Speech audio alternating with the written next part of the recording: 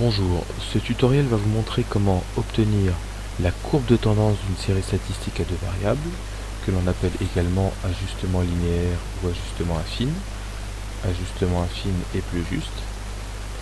Et comment obtenir l'équation de cette droite. La deuxième étape consistera à utiliser l'équation obtenue pour interpoler ou extrapoler.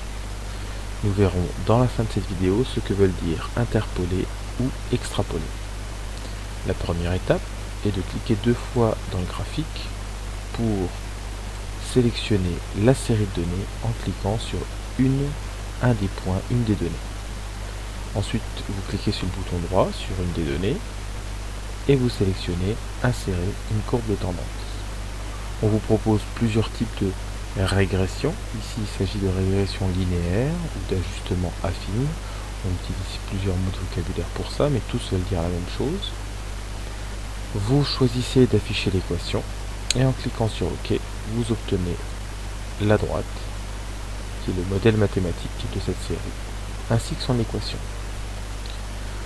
Vous pouvez ajuster la précision des données, puisque comme il s'agit d'un modèle mathématique, autant de précision est complètement inutile. En cliquant sur le bouton droit sur l'équation et sélectionner Formater l'équation de la courbe. Dans l'onglet Nombre, vous pourrez sélectionner 2 décimales ou 3 décimales si vous sentez que c'est nécessaire. Voilà l'équation de la droite telle que vous l'avez choisie et la droite de tendance telle qu'on vous l'a demandé. En cliquant en dehors de la zone graphique, on se retrouve avec les deux objets demandés. Maintenant, comment utiliser cette équation pour interpoler ou extrapoler. Interpoler, c'est trouver une valeur théorique au milieu de la série statistique. Si je veux savoir, par exemple, quelle est la consommation de pain théorique en 1940 ou en 1990. Par contre, si je cherche à avoir la consommation de pain estimée en 2020, théorique donc, je trouverai une valeur en dehors de la série de données. On appellera ça plus interpolé, mais extrapolé. Commencez par remplir deux cellules avec X et Y pour que vous sachiez de quoi vous parlez. Ici X les années, Y la consommation. Choisissez une année pour faire le calcul.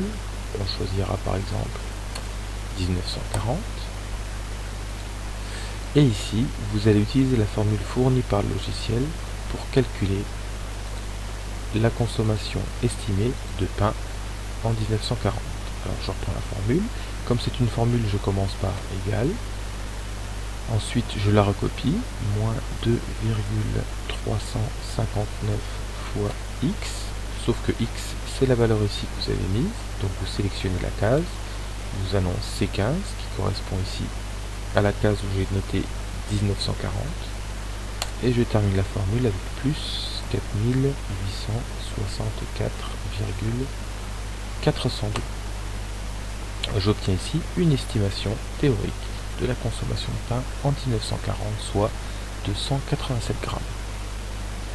Je peux également vérifier que je ne me suis pas trompé en choisissant ici une année où le point est quasiment sur la droite. Par exemple 2009 ou 1925. Mettons ici donc 2009. L'estimation est de 125 grammes 171, ce qui est très très proche de la consommation réelle. En choisissant donc 1940 ou, comme je vais le faire, 1990, je trouve une estimation de la consommation au sein de la série, entre 1925 et 2009. On dit ici que j'ai interpolé. Si maintenant je cherche à avoir la consommation théorique estimée en 2020, ce que je viens de faire, j'obtiens une consommation estimée de 99, presque 100 grammes de pain consommé en 2020. On dit que j'ai extrapolé, puisque la valeur que j'ai trouvée se trouve en dehors de la série de données. C'est terminé. Merci. ici.